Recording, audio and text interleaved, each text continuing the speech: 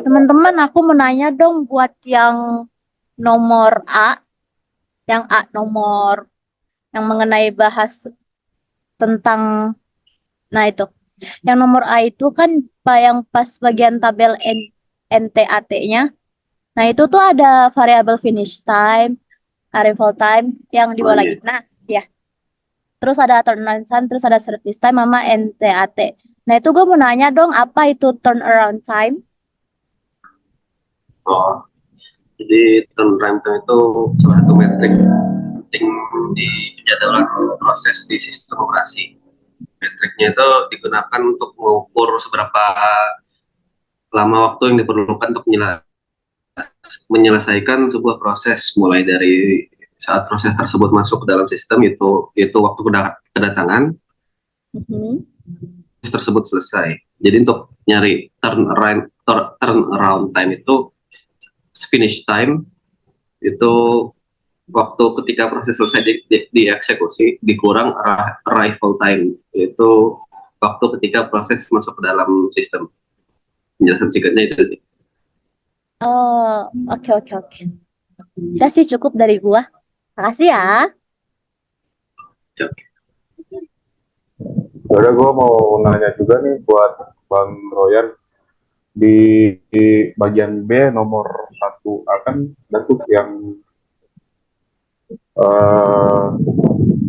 jika proses-proses tadi dijalankan terus dengan scheduler SRT itu SRT maksudnya apa nih?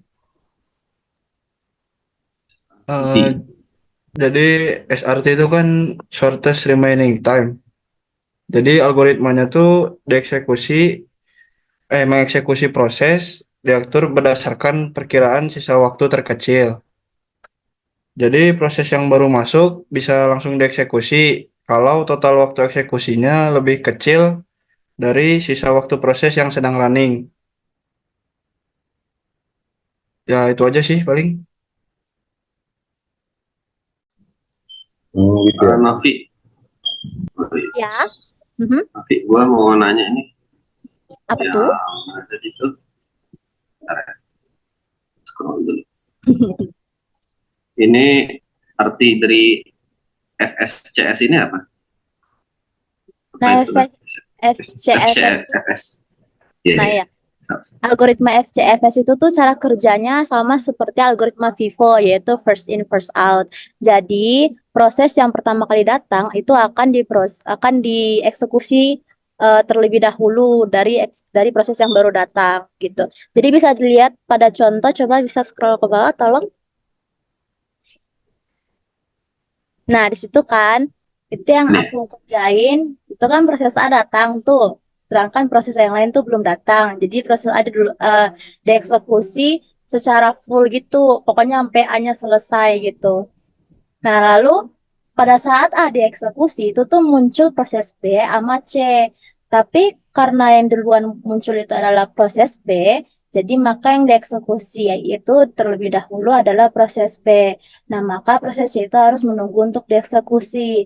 Nah, lalu pada saat proses B dieksekusi itu kan masih ada tadi tuh proses C. Terus tiba-tiba datang lagi proses D. Nah, lalu berarti ada dua proses dalam antrian, yaitu proses C dan D.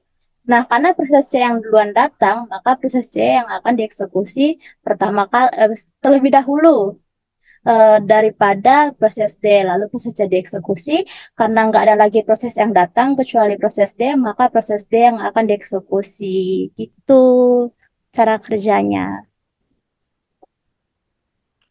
Oke, matematik. Oke. Eh, mau nanya ya ke Charles, yang soal C kan ada tentang algoritma HRRN tuh. Ya, ya, ya. Itu apa ya maksudnya? Jadi HRRN itu singkatannya dari hanya response ratio next, itu kayak algoritma penjadwalan yang menentukan urutan eksekusi proses berdasarkan nilai rasio respon tertinggi.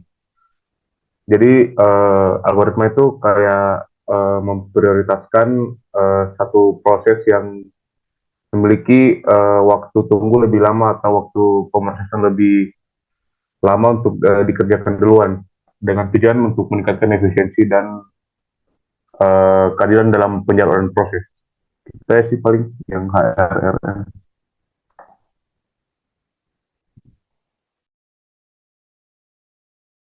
Oke, berarti cukup ya diskusinya untuk kali ini. Terima kasih semua.